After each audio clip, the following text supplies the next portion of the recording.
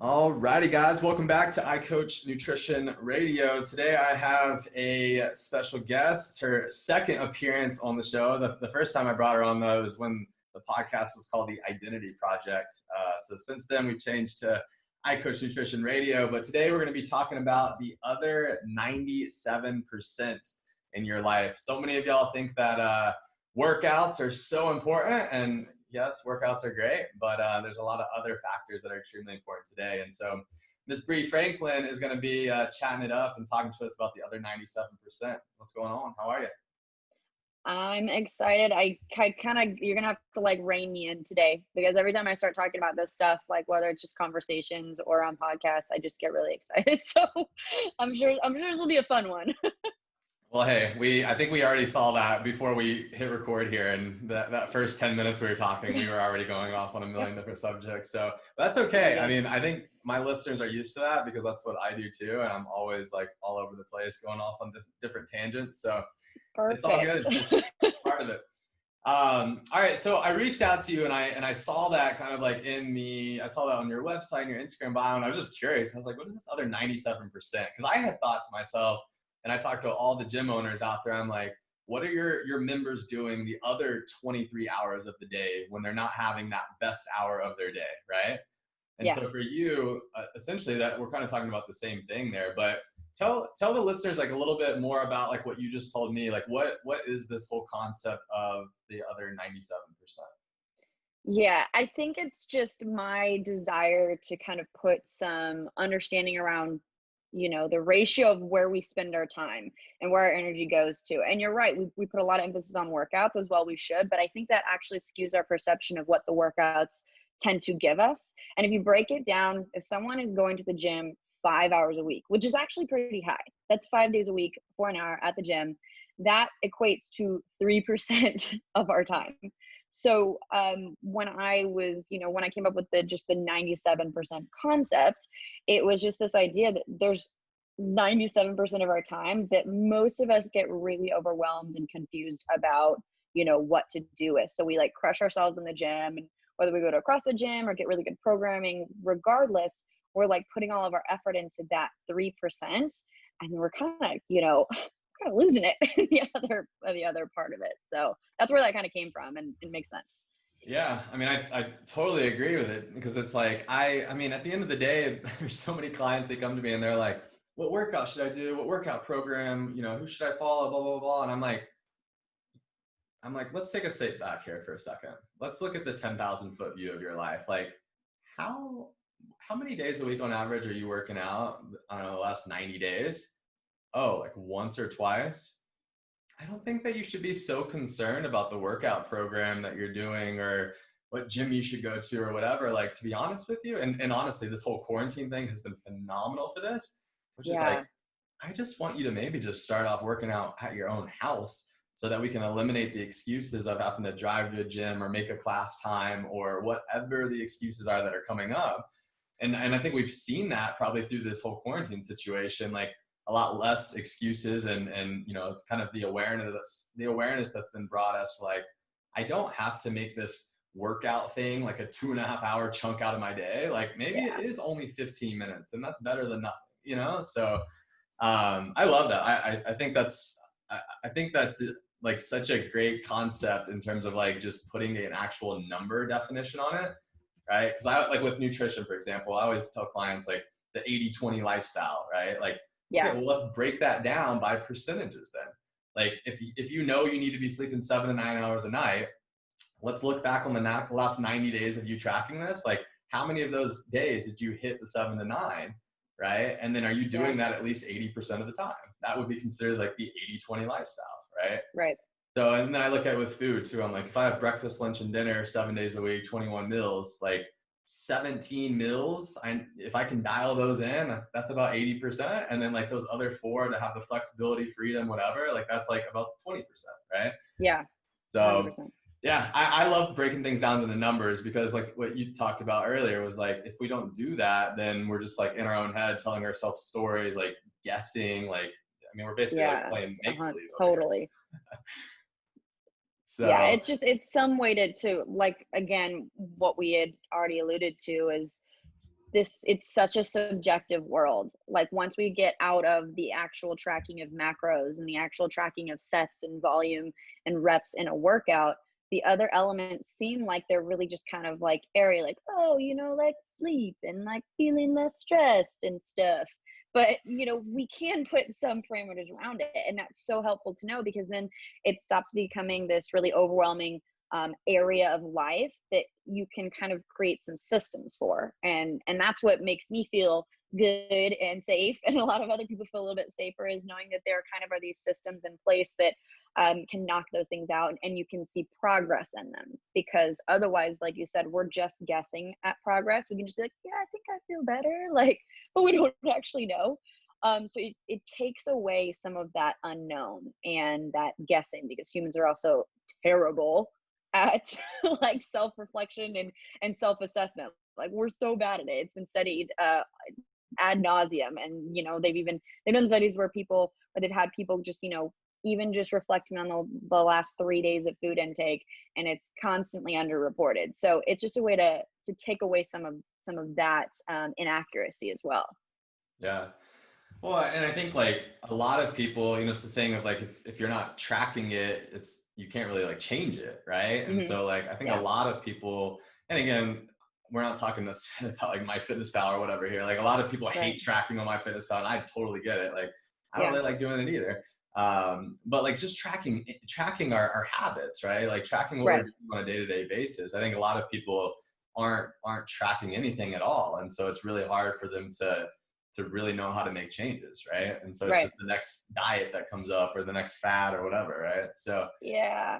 It so is. one thing I really want to dive into is, for me, like all I do is just one-on-one coaching. And I know you do one-on-one coaching too, but you've also Right. created kind of this like self-guided formula, this course. Hmm. And I think that's really cool, because that's been something that I haven't been able to really just like wrap my head around, I guess, like, cause I'm Hmm. so into this, like, man, every person that comes to me is so different, and I'm like meeting Right. them where they are in their journey, and all those things. But what are the systems that you're talking about here? Like Right. people are hearing systems and they're like, yeah, like I need to create systems in my life, but what do you mean? Like what are these systems? What are some of the systems that you're creating through this like self-guided course for people? Right. So the self-guided course is just kind of I extract some really powerful elements of things that I do with my one-on-one people, because it's a lot of the same stuff, and it's a lot of the same stuff you'll see with different great coaches and great programs. I call them systems because the people who are attracted to working with me, they really they're trying to create some order, right? And I want them to kind of see the patterns, whether we realize it or not, happen in our lives all the time. Even if we feel like we're really chaotic humans, we're generally doing a lot of the same things over and over. So if we can wrap our mind around this idea that we have systems and you can upgrade those systems to get what you want, it's a really, really cool shift that happens. So for example, when someone comes in with me, whether this is one-on-one or the first module of the self-guided formula, we set up their very first systems. We create some order in their day with like a morning bookend and an evening bookend, which I call the AM and the PM anchor. We create a weekly meal planning system, and that's kind of scalable depending on the person. But I kind of get their mind wrapped around the fact that this isn't just like a Sunday slog fest of meal prep, right? Like that works for a handful of people, and it blows my mind that that works for anyone, because like I can't do it. But Yeah. within a meal planning system, there's planning, there's acquiring, and then there's preparing, and those can be 3 separate steps that perhaps we put in different parts of the week. And then, of course, there's a movement plan. And I'm really intentional about the word movement whenever I talk about this area of the formula for people, because it helps encompass, non-exercise as well as actual exercise. And that's so crucial, right? Because we're trying to just get people to move more. And like we already talked about at the very beginning of this, it almost doesn't matter what you do when you start moving. Yes, I would love for people to be lifting stuff 2 to 3 times a week and then getting a certain amount of steps and doing some low intensity stuff. That's an ideal formula. But my background is actually, when I first started coaching and everything, I leaned really hard into programming and strength and conditioning. So I almost tried to take the principles of strength and conditioning and apply it to the outside the gym stuff. So I always look for the minimum effective dose. Minimum effective dose for people is so powerful. We're just looking for change. What if someone doesn't need to be doing the ideal formula? to get everything they want. So we're basically just trying to isolate these variables, whether that's sleep, whether that's, stress management, whether that's their meals and meal planning, create systems around it in their life, systems as in, interchange that with like routines if you want to, so that they stop thinking about it. It becomes automated, and then it becomes easy, and then you just keep doing it, habit formation, etc.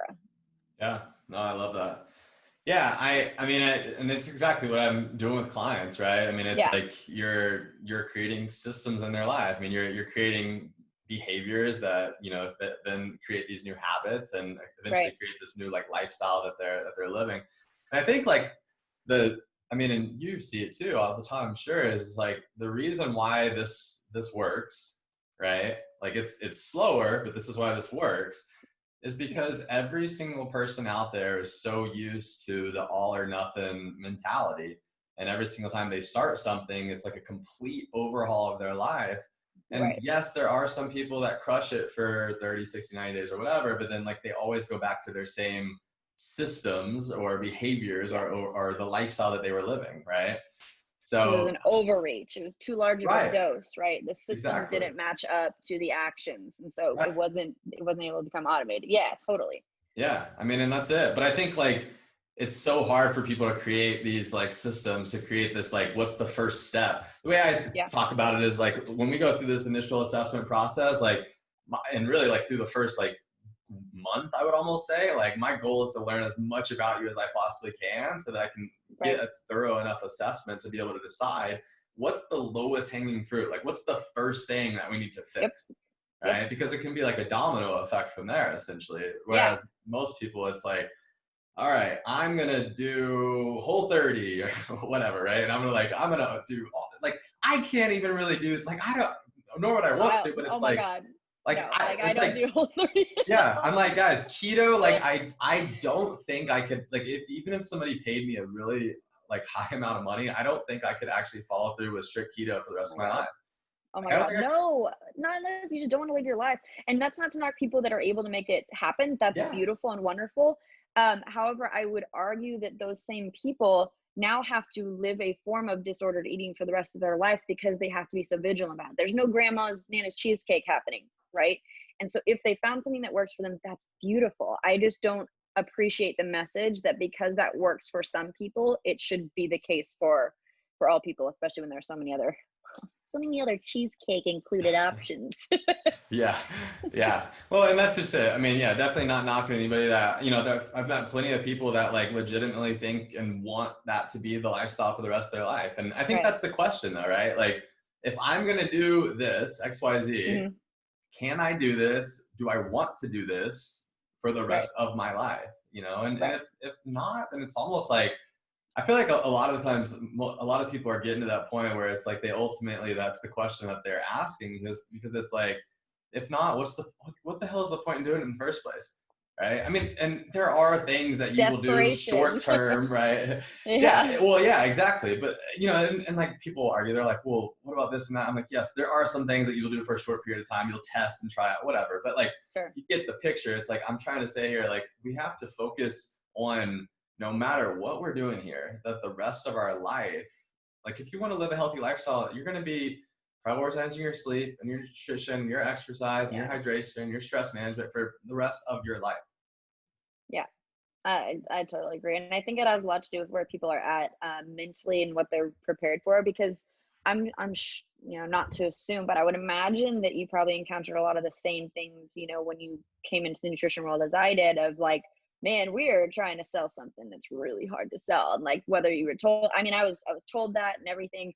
And the interesting thing is this whole like sustainable living, being consistent, super sexy buzzwords that don't include keto or intermittent fasting or anything. It seems like it's a really hard sell until you realize how many people are coming to a place in their journey where that's actually what they want. And there are so many more people than we're led to believe by media, etc. Because you think you have to find this crazy niche and this unique identifier for what you do, and it's like, no, man, like there are plenty of people who are so burned on doing all the sexy things, they know that it's time to actually look ahead, and they've maybe even like given up on some of their goals. Whether they're crazy or not, they've like just given up because they're like, dude, I just need to live. I There's so many more people out there than I think a lot of coaches are led to believe, which is why they feel the need to be super sexy. I'm not sexy. Yeah. Like, nope. Well, Sorry I, guys, we're gonna do some really unsexy stuff. yeah. I mean, I think a lot of it I mean, with coaches, you know, I think a lot of it just has to do in the influence and how they came Mhm. up in the field. And I mean, Sure, that's a you good know, point. I think like we're all influenced differently by however we get into the field with whoever it is that Yeah. we, you know, are mentored by and all of that. But I don't know. I mean, I think at the end of the day, like the whole like conversation, I mean, I think ultimately a lot of people, I mean, I don't know how you could argue outside of the fact that sleep, nutrition, exercise, hydration, and stress management are important. Uh, and I'm really, out. yeah, I know, right? And like I think the thing for me, like over the last couple of years here, is even getting deeper into that, like which is like I've learned that like once you establish those things, that's Mhm. like building like the you know the sturdy foundation for the house, right? Yes, And once you're 100%. able to do that, then we're able to explore into like more of the personal development side of things. Right.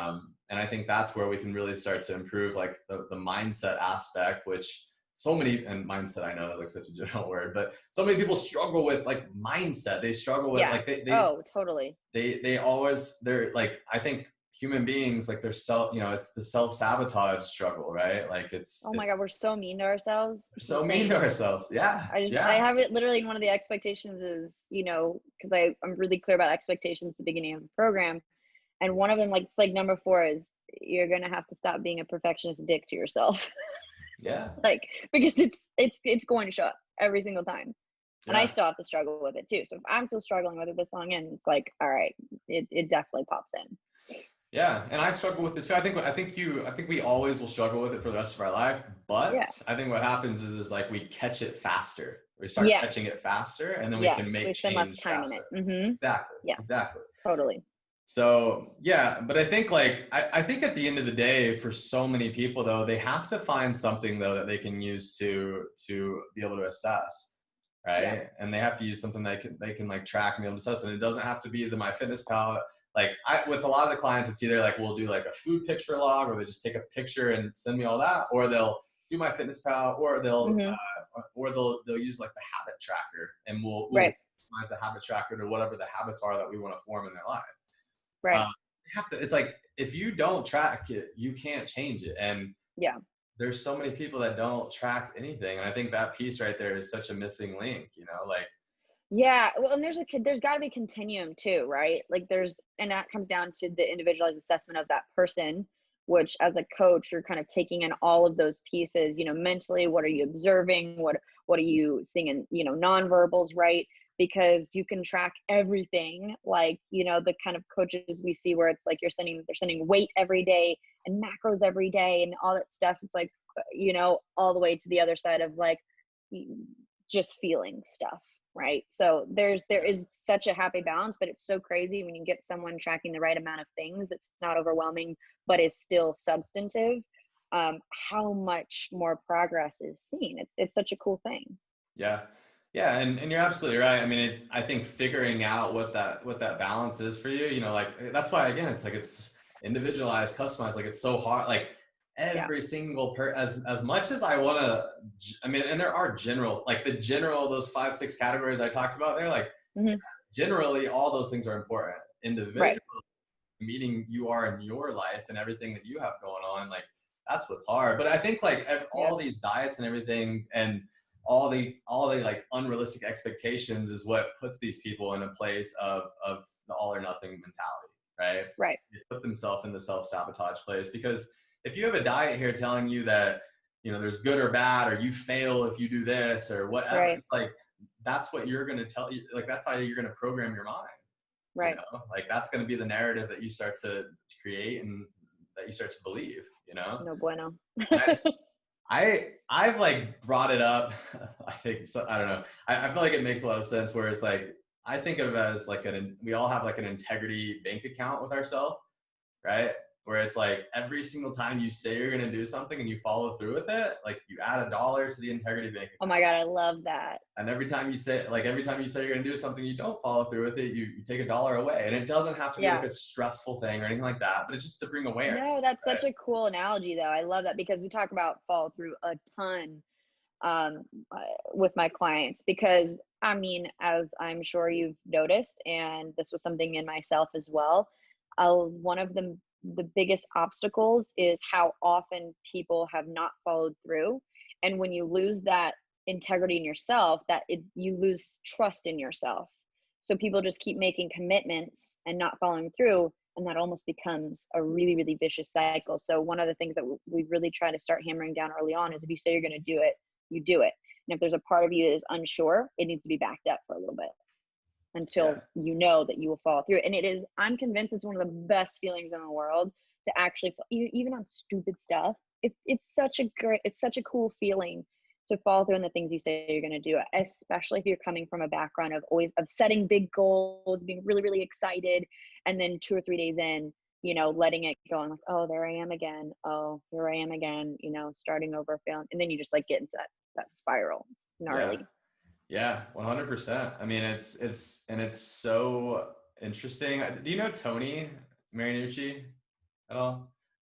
Tony Mariucci, you said? Sorry, you cut off in the middle there. Tony, her name's Tony Marinucci. Oh, no, I don't. You've probably seen her before, like on social media. But anyways, I've had her on the podcast a few times, but Mm, she makes this comparison with relationships, hmm. right? And it's very similar, which is like, I mean, if you like hers is with like dating and romantic relationships and all of that. But like if you think about like the dating, right, and you think about like the Right, dieting, right, like or just living a healthy lifestyle in general, like if you start right. to lose that integrity with yourself, if you start to lose that trust with yourself, it's kind of like a relationship, right? Like Yeah, most relationships are built off trust. right, Right? If you lose trust with yourself, like you're not going to believe anything that you say that you're going to do, and eventually you're right, going to stop setting goals altogether. right. You know? Yeah, and people when they flip the script and they say like, "Would you do this to someone else?" Most people are like, "Oh my gosh, absolutely not." We're so willing to sacrifice our own self-trust because, and maybe we see this a little bit more from like people pleasers, etc. But it's so crucial to reinstill that trust in yourself, and it also takes time. And I'll use a very similar analogy when people are rebuilding the trust themselves. I'll say if someone betrayed you, someone really betrayed your trust, you wouldn't go right back to trusting them, right? It would take some time. And you'd also really want to start small with that person. You'd want to give them very small opportunities to build that trust up over time. And so that's kind of the way that we'll, picture rebuilding it. But then it's, you can get back there. Yeah, no, I love that. So do you have like with the clientele that you work with, do you have like a lot of clients that come to you to like for losing weight or not so much?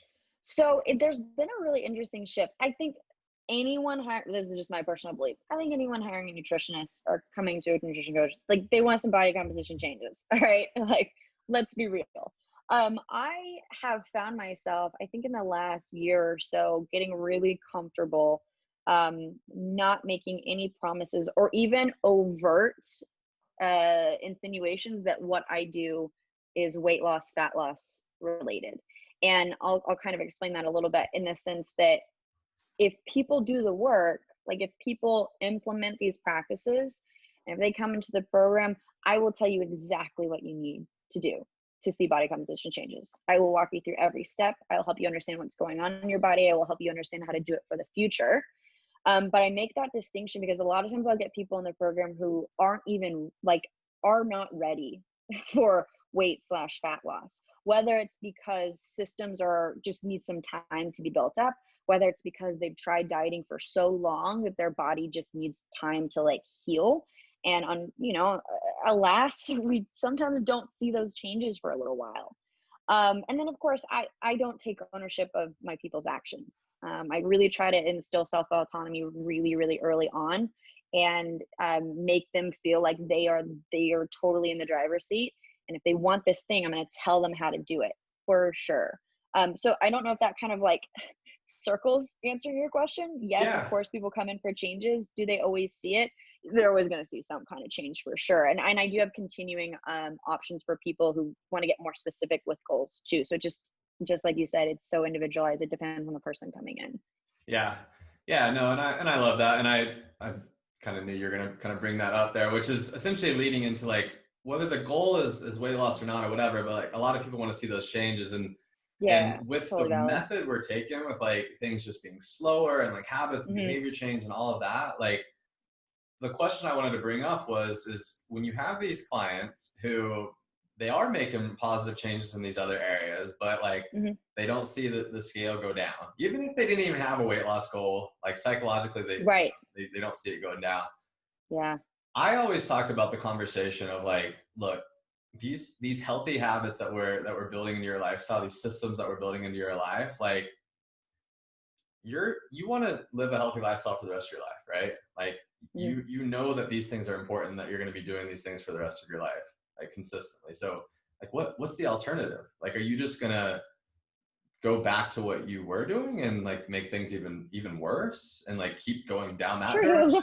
you know? Good point. So I'm just curious, like what like how do you handle that? Maybe even the past one, then maybe there was more like weight loss and fat loss type clients there, but like Sure. what how do you handle that conversation with people where they feel like they're being consistent and they're doing all these Right. they're doing all these things and maybe there is a need, like they were dieting for too long, they need to reverse diet or whatever, but like Sure. how do you handle those conversations with people? Honestly, via just conversation and education. So education is another really big piece of what I do because it's something that I prize. I'm like a questioner. So if you tell me what to do, I may or may not do it. If you tell me why I'm doing it, I'm probably gonna be all in. Mm, So I tend to and try to honestly attract clients with that appreciation for knowledge. And maybe even more so knowledge like wisdom. And we kind of talk about the distinction between those two as well. Because if I can get that person will prize understanding the big picture and they may not like it and I'll empathize with them. I'll be like, this part sucks, sorry. Like, I know nothing's changing, well, sorry, but they will prize understanding the big picture. And I will set them up, with different expectations. Like I won't be like, hey, this is gonna change. Like you're gonna see this. Like, no, I'm gonna say, this is if we see this, then if we see this, then here's what your body's telling us. And I teach them kind of what language their body's speaking, which is so cool because they get to use that for the rest of their life. And then when they do see the things happen that we talked about, they're like so bought in. They're like, oh snap, this is so cool. And so I'll have clients, that graduate and continue to message me, and I'll check in with them and hear how they're doing. And they're, things maybe go crazy and they always go back to the fundamentals, and they'll tell me like, I'm back on the fundamentals. It always helps, knowing what to do. And then, even in the future, I'll see them continue to succeed and be like, yes, they know what to do when their body gives them messages. So that would be kind of because it's obviously a very common thing in what I do with the clientele that I attract. We've got work to do, and we don't always get to just cut calories and increase your step count to see progress, yeah. which works, FYI, anyone who's listening to this. But it depends on where you're at, right? So especially with females, it is really common these days to need to just get to consistent intake. Sometimes people will see changes in their body simply by becoming consistent. Stop, from not doing the under crazy over on the weekend situation, which is still a very common thing. Sometimes just getting consistent, we'll see changes, but sometimes not. Sometimes they just will see no change, which is a huge win. Like we can get consistent and we see no change in their body. Now we're cracking. We can add a variable. We can add a minimum effective dose, see how the body responds up or down, and then, move on from there. But it's a lot of conversations, a lot of education so that they feel less confused, because there's also that temptation, anyone coming in with thinking that they have gut health issues, or maybe thinking they have a thyroid thing. Obviously for you and me, that stuff is out of scope, but we can help them rule out simple solutions, right? And we can maybe help them interpret some of those signs to be like, oh, well, it might be this. And the simple solution that we want to rule out is this, like eating enough food, chewing your food super well, really sexy things. Um, so that's the fun of the process though. And anyone who wants to be able to do this for the rest of their life, which is my firm belief, is I don't think you should have to have a nutrition coach for the rest of your life. That's like so absurd to me. I want people to graduate so that you can do this on your own. You have to have a level of education on what your own body is telling you. So like I said, I could talk about this stuff all day. Yeah, no, I 100% agree. I mean, I I think at the end of the day, I mean, summing it up, it's like you have to do the work. Like you have, like if you want to learn all of this stuff, if you want to learn this skill set, which living a healthy lifestyle is a skill set with like Yeah, tons of 100%. like little skill sets in between, right? It's like you have, I mean, we've been working on, I mean, I've been working on this skill set for like the last, well, I guess 10 years since I actually got in the field, but really since I Right. was like 3, 4 years old when I started playing Right. sports, you know? Yeah. Like I talk about strength training all the time to people. Like I'll finally get them strength training for the first time in their life, and like it's been like 3 months, and they don't see the body comp changes they want to see. I'm like, I just want to remind you, I've actually been doing strength training consistently now since 7th grade, and I'm Yeah, 28. thanks. Yeah, So right. It's like, okay, cool. So you want it? That's not insulting. I'm like the No, lean that muscle mass that I've built up over the last however many years here. Like, I mean, like what you're doing over the last three yeah, months is phenomenal. But yeah, you're 50 and you just started this for the first time in your life, and you're 3 months in. Like, you got yeah. a lot. Like, we got the second half of life to really prioritize strength training here. Yeah, one of my favorite things to tell people when they get frustrated that they're not like doing better at something is to point out that like you don't get to be good at stuff that you don't have experience or practice in. Like that's not a thing. And for me as a kid, I remember like that'll hit hard for some type A people, like type A perfectionists who are used to like doing things and like being good at them right away. Like that's not real life. We're not in, like primary school anymore. And so I mean I'll literally hit them with that. Like that's not how life works. You don't just get to be good at stuff. Sorry. So Yeah. and they'll be like, oh, that's an interesting way to put it. So yeah, if you suck at being consistent, you've literally never practiced it. We talk about consistency all the time, but we don't talk about it as a skill in and of itself. And reframing it in the sense of if you struggle with being consistent, you've probably never actually prioritized what does it take for me to be consistent. We probably just tried to do a bunch of stuff and be consistent at it, which was clearly the ineffective dose. So what if you just try to be consistent with literally anything? What would that look like? Most people won't do that because they'll immediately sabotage themselves with the thought, that's not enough. Yep. That's not Yeah. good enough. Yeah. And that's why, boom, you would be stuck in that cycle forever. I remember actually making that shift for myself. It took like, I mean, I can't even tell you how little I had to do to actually be consistent with something. I mean, it was like something that took me 5 minutes a day. But when I finally shut down my ego and I was like, well, let me just try this, it's so stupid how much easier it gets to do like everything when you stop saying, oh no, clearly that's not enough. It's like, yeah, actually way less than you think is good enough. Yeah. Well, and I mean, it's just like I think you did precision nutrition as well. I mean, doing Yeah, yeah, PN1, PN2, it was like, I mean, I remember going through, I mean, I went through that like when I was still in school getting my nutrition degree. Like right, actually I went through that even before that. I went through that when like I just started doing personal training, like 24 right. hour fitness. And I remember thinking to myself, I'm like, there is no way in hell this is going to work. This Oh is my god, way like too hand guide slow. meals especially, right?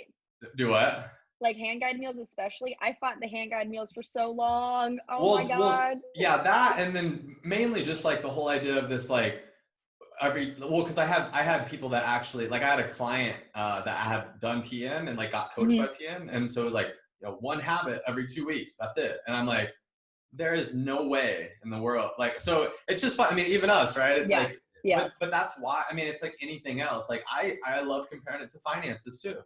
Like Mhm.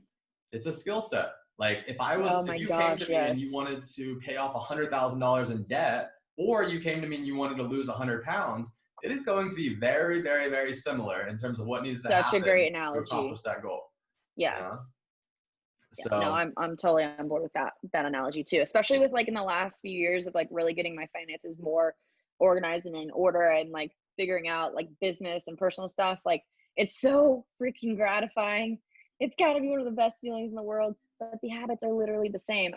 remember when I hired a new accountant recently that I've already fired, in the market for a good accountant. But when I started with her, she was trying to help me set up a new accounting system that I've been really, really excited about. I'm not sure if you've heard of Profit First at all. It's just a way of, when you bring in your revenue for the month, you allocate to certain areas of the business. So it's just kind of like a little bit of a reverse system, which my brain loves. And I was like, I'm going to invest in someone telling me how to do this thing, because that's what I do when my bandwidth is full. Like, I'm willing to pay to outsource that type of stuff versus figure it out myself. So I was really, really excited about it. And I remember in one of our first calls, she was a little condescending. I understand what her field is. She's used to seeing people that just, like, she knows it's a habit and a behavior driver as well. But she made that same analogy of, like, this isn't going to be overnight. This is a habit. We're going to need to graduate, do this really, really gradually. And I was like, girl, we're in the same business. Like, we do the same thing. It's very interesting. Yeah, I mean, and if you look deeper and deeper, I mean, we're so like in our own little world with like the field we're in, right? But it's like, Mm-hmm. as we look into all these other fields, and Systems. I think I've learned this from like all the different clients I work with in all the different industries. And I'm like, but it makes sense.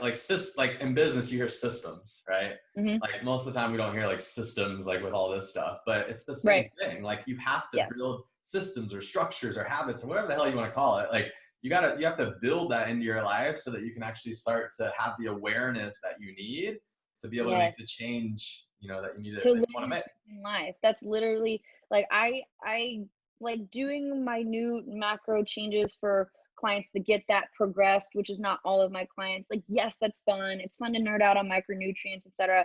But literally the reason I'm in this field is because there are too many people who are consumed by health distraction and what am I putting on my plate, and they can't even live their own life, man. Like, that's 100% why I'm here, is just to automate these pieces of their life so they can go do what they actually want to do.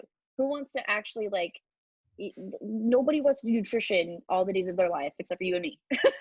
Like, And I don't even want to do that, yeah, right? right. It's like, no, like, I kind of want to talk about other stuff too. So Yeah. it's Yeah. that's literally what this is about. It's not to become really, really good at doing nutrition. you Yeah. know? I mean, it's this, I tell this to clients all the time before I start working with them. I'm like, I joke, I'm like, most people come to me for like nutrition and fitness, Yeah. but what they leave with is the mindset that's been developed along the way. Like, Right. it's so much more than just like nutrition and fitness. There's so much more that goes into this, because like everything affects everything, the Yeah, family, the it does. professional life, like everything. It And does.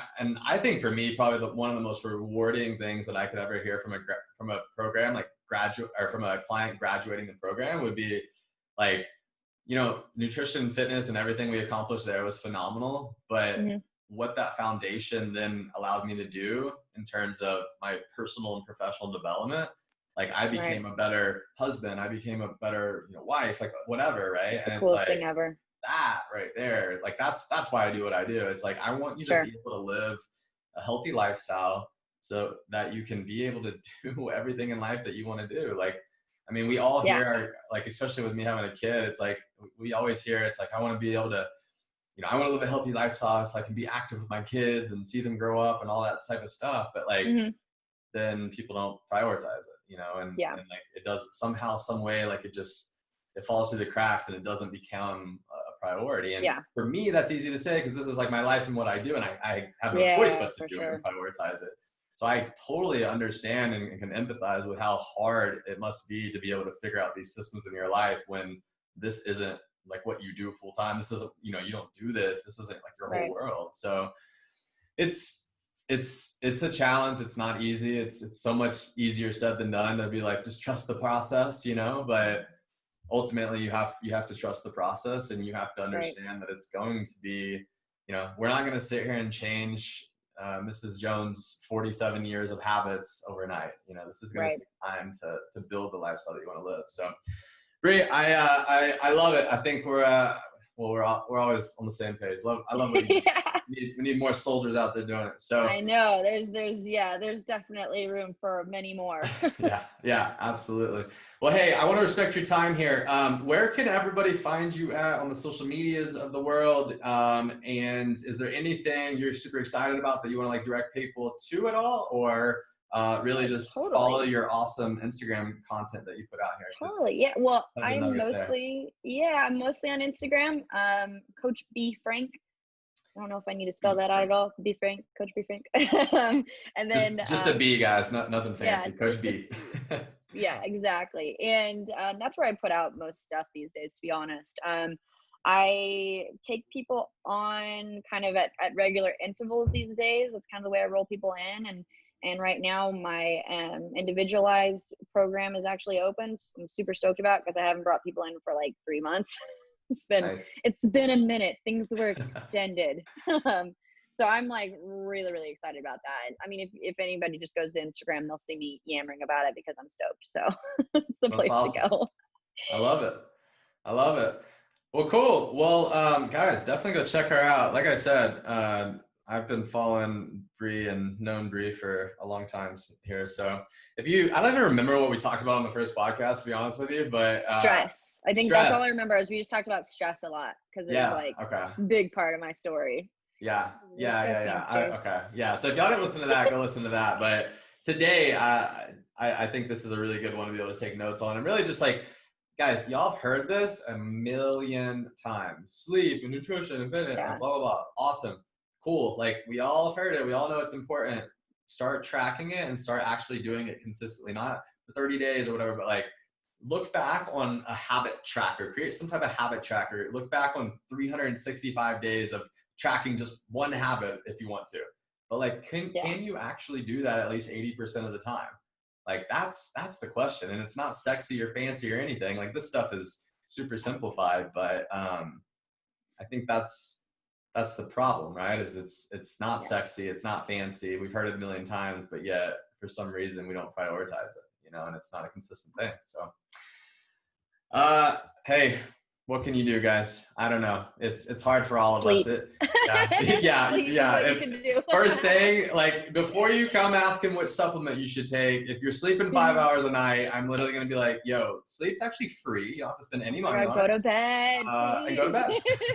bed. So yeah, that's the crazy part, right? And if we go through those things, like technically, the nutrition, I mean, that's not free, but the sleep's free, the hydration's free, the stress management's free, the Chewing workouts could food be is free. free, chewing food's free. So yes, we just saved y'all money. Look at that, if nothing else. Dude, for real. If only they knew. That's what Yeah, we do. yeah, For real. yeah. Well, Bri, thank you so much for taking the time again, and yeah, I hope you have an amazing day, my friend. Thank you. Appreciate it. This is fun.